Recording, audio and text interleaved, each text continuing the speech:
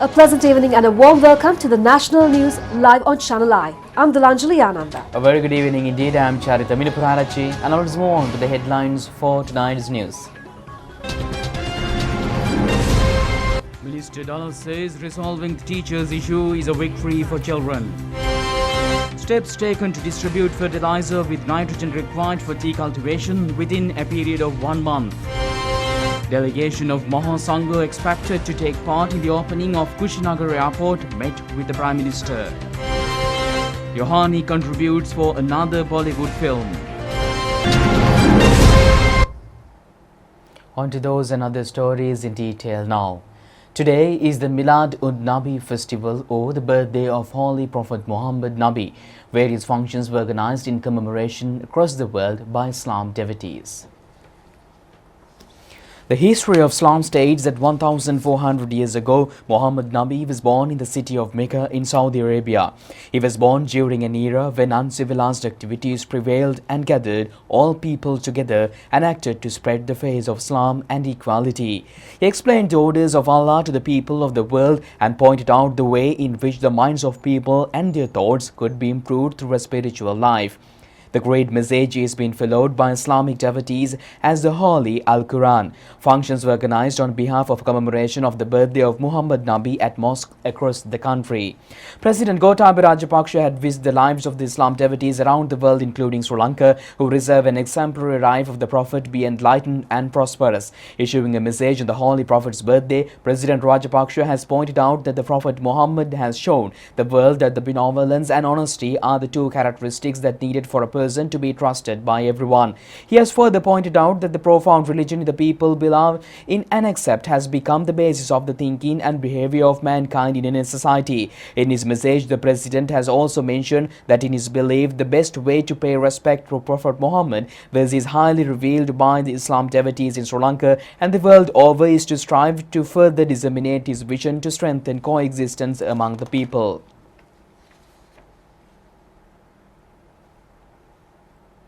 Prime Minister Mahinda Rajapaksa said that Prophet Muhammad was the pioneer who established a systemic Islam beliefs, setting an example to others in personal life to build a dignified human life full of humanity. Issuing a message, Prime Minister Mahinda Rajapaksa said that he wished to remind Islam devotees to follow the example of the Prophet in their lives in order to overcome such difficult times in the face of the COVID-19 pandemic. He has wished a happy Milad-ud-Nabi Day to all Sri Lankans and worldwide Muslims who celebrate the day meaningfully by giving priority to religious ceremonies and helping the needy.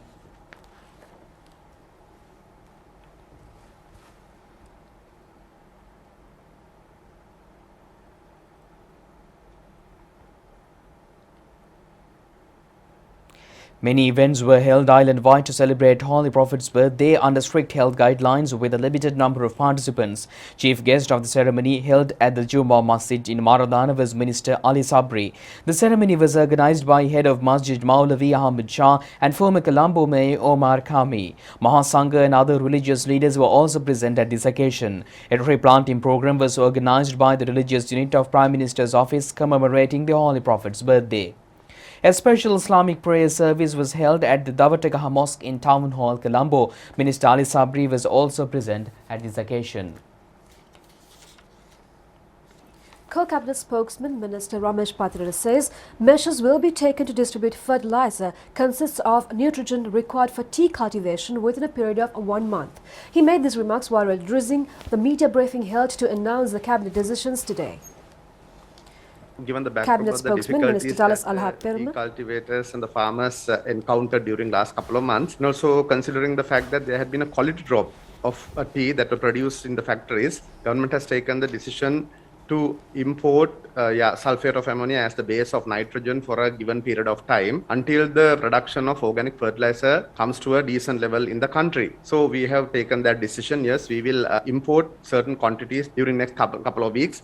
And we will utilize the same mechanism that we used to distribute fertilizer during last 3 months. That was, we will distribute via the tea factories depending on the supply of green leaves. So we have an assessment. Tea board will overlook that operation. Once the fertilizer is imported, we will distribute them to the factories, and from there, depending on the leaf supplies, the farmers would be getting their quota. That's the mechanism we try to implement. We will import certain quantities, so we'll very clearly state the fact that we will ensure that we protect the quality and the quantity of production of tea in the country. In fact, we are recording some higher levels of tea production in the country, partly thanks to the prevailing good climatic conditions with the decent rainfalls. So we expect that good climatic conditions to continue.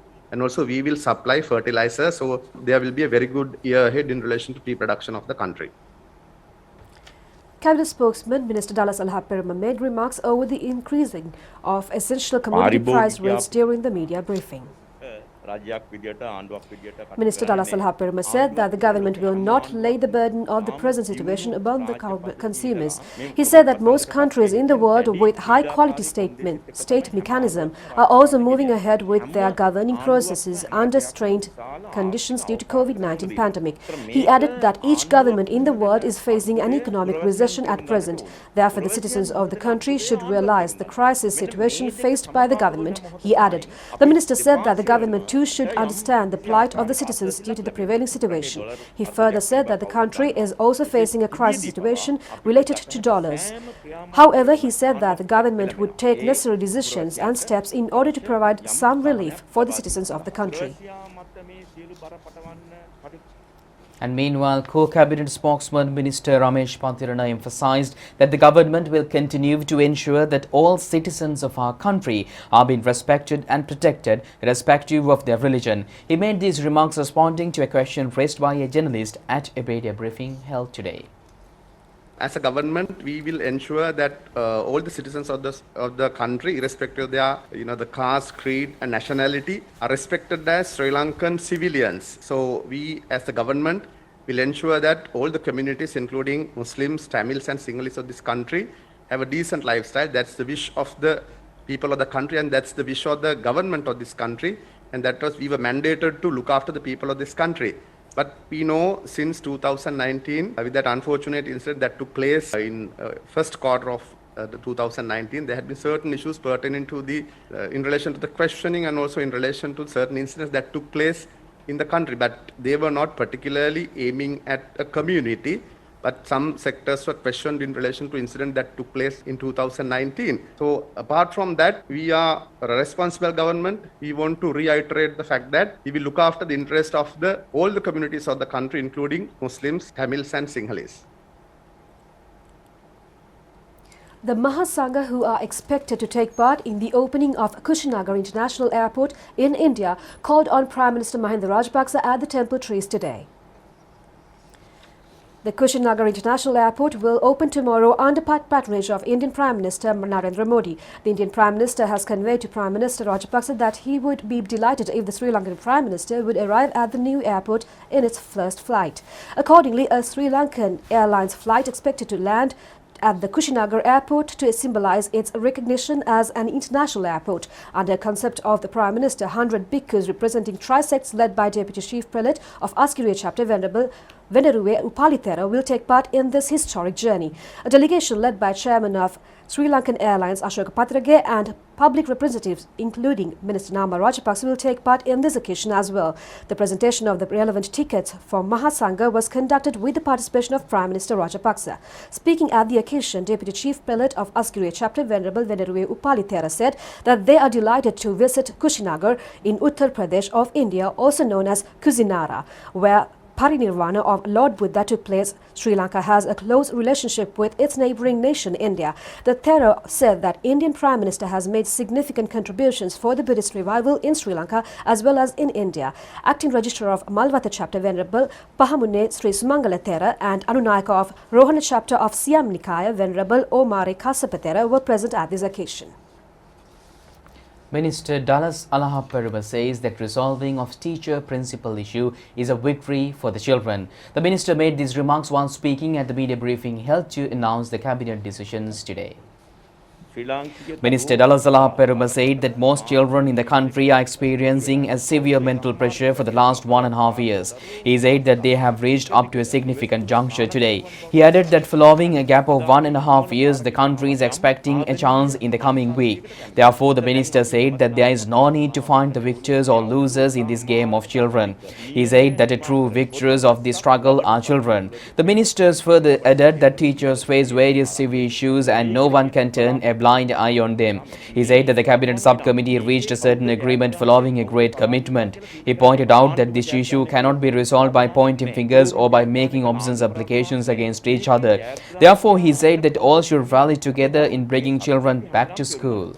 අදාළව බරපතල ප්‍රශ්න රාශියක් තිබුණා. අපි ඒක අමතක කරන්න එපා. අපි අමාත්‍ය අනුගමනයක් විදිහට ඉඳගෙන ඒකට විශාල කාලයක් කැප කළා. යම් අතරමැදි එකඟතාවයකට එන්න අපිට පුළුවන්කමක් ලැබුණා. ඒක ලොකු අධ්‍යයනයක් කරන්න සිද්ධ වුණා. අපි සියලු දෙනා එකිනෙකාට ඇඟිල්ල දික් කිරීමෙන් මේ ප්‍රශ්න විසඳෙන්නේ නැහැ. A discussion was held on the reopening of schools between Governor of the North Central Province Mahipala Herath and Polonnaruwa District Education Authorities today. The meeting was held at the Hinguragud Educational Office. State Ministers Roshan Ranasinghe and Sripala Gamlat were also present at this occasion. The cleaning programs related to the schools, which are expected to be commenced on October 21st, have been initiated. Accordingly, schools which have less than 200 students and selected schools in Western Province are expected to reopen on the scheduled date. Cleaning program related to Malaygutta Junior School in Payagala belonging to Bereville Educational Zone was initiated this morning. Parents, teachers and principals together with youth from National Youth Services Council were present at this occasion. Payagala police disinfected the classrooms. Cleaning program of the Digampitiya Sri Piyaratana Mahavidyalaya in Kurunegala was conducted today with the participation of the parents. The parents who participated in the program requested the teachers to resume their services considering the future of children.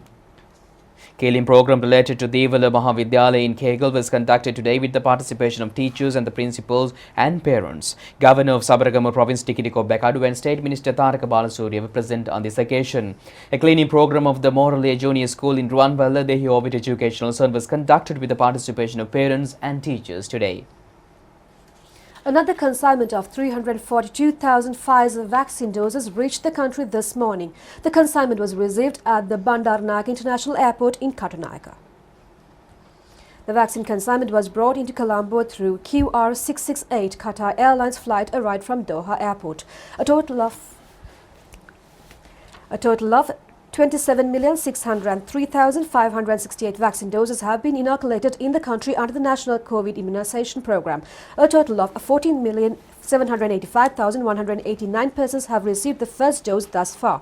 12,818,379 have received both the doses under the program. 39,862 doses were inoculated yesterday. Meanwhile, a total of 461,000 COVID-19 infected persons were detected from the country today. The active cases in the country are at 25,840. A total of 339 recoveries were reported today, increasing the overall tally to 493,314. The Director General of Health Services confirmed 18 COVID-19 related deaths which occurred yesterday. The guidelines issued over Katina Chivara Puja have been amended. Accordingly, the Director General of Health Services has indicated that the Katina Chivara procession, Katina Chivara Puja, almsgiving and Katina Sisana Dhamma sermon should be limited to maximum of 50 devotees. Medical equipment stocks were donated to Maravilla Base Hospital and Shillao General Hospital yesterday. The relevant donations were made with the participation of Director of Hospital Staff of Colombo National Hospital, Rajakiya Pandita Venerable Rajavalle Subudhi. The medical equipment stocks worth 12 million rupees were donated by Sri Lankans employed in England and United States, Canada and Australia. Meanwhile, roadblocks to check vehicles engaging in inter-provincial movement are currently underway covering all provinces. Consultant family physician Dr. Malkanthi Galhen, addressing the media briefing today, made remarks on the importance of immunizing children against COVID-19. While serving to the patients, keeping them at their own home, we have realized that the small children and even adolescents in the family, they don't get much the symptoms even though they get the infection of COVID-19. So parents will not realize that they are having this illness. So this is the serious situation where this disease can be spreaded to the other people close by contacts, like the other family members who are at a higher risk of the specific diseases, as well as they transmit this disease to their colleagues, that is the peers, while the playing and all. So it's the real risky thing. We got opportunity to educate this situation among the parents while we were treating to these home-based care patients. All parents must realize the importance of giving this vaccine at the correct time to your child or your children, because it protects your child from getting this disease. Because we know if your child get this disease, most of them get, even though they recover without any problems, there are evidences that children have been died of this disease, as well as they have been hospitalized and very badly they had to stay in the ICU and the hospital care. So which will disturb the children's education program. So because of that, their future will be really affected if the child get the disease. So very important to prevent the child getting into the complications by giving this vaccine. The parents must realize the importance of this. And the third thing is, even though the vaccine have been not given to your child, there is a higher risk of spreading the infection to the society and among the family members, because children will not show mostly the symptoms of this disease. So because of that, you have to protect the child, and this will really help in order to prevent the spread of the disease, where we can come out of this economic as well as disease crisis in order to the country to move ahead to see the progress of our country. Now, Yohani De Silva is preparing to stamp her mark in yet another Bollywood film. Indian film producer Bhushan Kumar said that the Hindi version of Yohani's popular song Manike Mage Hite will feature in his new film, Thank God. The Thank God Hindi film is expected to be launched next year, and it's currently under production process. Popular Bollywood stars Ajay Devgan, Siddharth Malhotra and Rakul Preet Singh will be featured in this film. According to the filmmakers, the Hindi version will be composed by Tanishq Bachi with lyrics by Rashmi Virag. Director of film Indra Kumar said that his team is excited to have the song for his comedy film. Yohani has extended her gratitude to the director and the production team of the film and said that she is looking forward to visit India soon.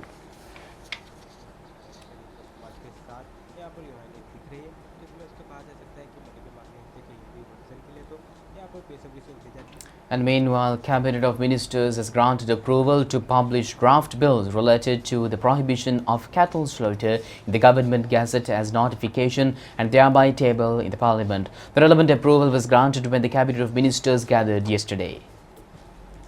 Approval of the Cabinet of Ministers was granted on September 28 last year to prohibit cattle slaughter to amend bylaws passed by the local government institutions.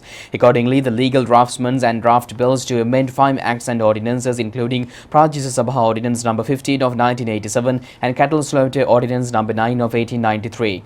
The Attorney General has certified that the said bills are not clashing with the provisions of the Constitution. This is a joint proposal tabled by the Prime Minister, the Minister of Public Services, Provincial Councils and Local Government and the Minister of Agriculture. The Cabinet of Ministers has approved the proposal to present the draft bill of the amendment to the Flora and Fauna Protection Ordinance to formalize the implementation of the CITES Convention in the country. Sri Lanka signed the Convention on International Trade in Endangered Species of Wild Flora and Fauna, also known as CITES Convention, in 1979. The Cabinet approval was first granted in 2016 to amend the Fauna and Flora Protection Ordinance to give effect to the provisions of the Convention in this domestic level. The relevant proposal was presented by Minister of Wildlife and Forest Conservation. The Cabinet approval was granted to present the draft bill for the ban of obscene publications to the Parliament. This is a proposal furnished by the Minister of Justice. Accordingly, the Attorney General has cleared the draft bill to repeal sections 285, 286 and 289A of the Penal Code. Minister Johnston Fernandez says that the prevailing economic crisis is only a temporary situation. He added this crisis situation will also be resolved, similar to government efforts taken to mitigate the COVID-19 pandemic. He made these remarks to the media following a media meeting held yesterday at the Ministry of Highways. The relevant meeting was held over the completion of the construction work related to Central Expressway. Minister Mahindananda Ludgamage, State Ministers Dilun Amnugamana and Anuradha Jayaratne were present on this occasion. The attention at the meeting was directed on the construction of the Galagedara Kandy section of the Central Expressway. The construction is expected to be completed within a period of 2 years. The final rides of the country's first Test cricket captain, late Bandula Varnapura, were conducted this evening at the Boralla General Cemetery.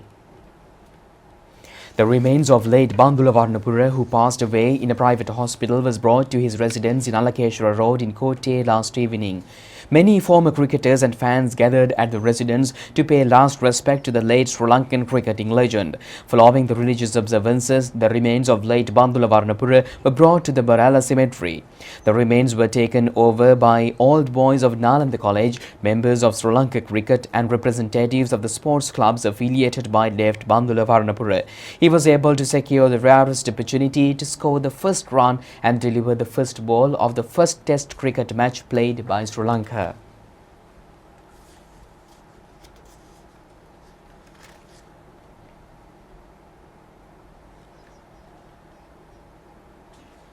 Now, this is a brief report on a farmer in Rambavahamalgalava currently engaging in cultivational activities while producing his own organic pesticides and biofertilizer. Farmer named Hettiarachige Himapala has been engaged in his agricultural activities for the past 25 years using organic fertilizer and pesticides. He also distributes seed paddy among the farmer community in his area free of charge while providing instructions on farming methodologies. Reports have indicated over a group of farmers from Nikavaratia Secretariat Division who are engaging in cultivations using organic fertilizer produced on their own. Kurunagala Agrarian Development Deputy Commissioner T.M.G. Tennagon engaged in an observational tour to look into the ongoing cultivations. New organic fertilizer manufacturing project has been initiated in Talun Agri and Animal Farm in Hambantota. In addition to the compost fertilizer, another fertilizer manufacturing project was initiated yesterday. The project was initiated with the participation of Governor of Southern Province, William Gamage. The byproducts of the farmhouse have been utilized in manufacturing the fertilizer under this project. The aim of this project is to distribute organic fertilizer required for agricultural purposes in Southern Province. The farmhouse is functioned through the Southern Provincial Technical Development Authority. That's it for tonight's news. Do it just tomorrow at the very same time. Stay safe. Good night. Good night.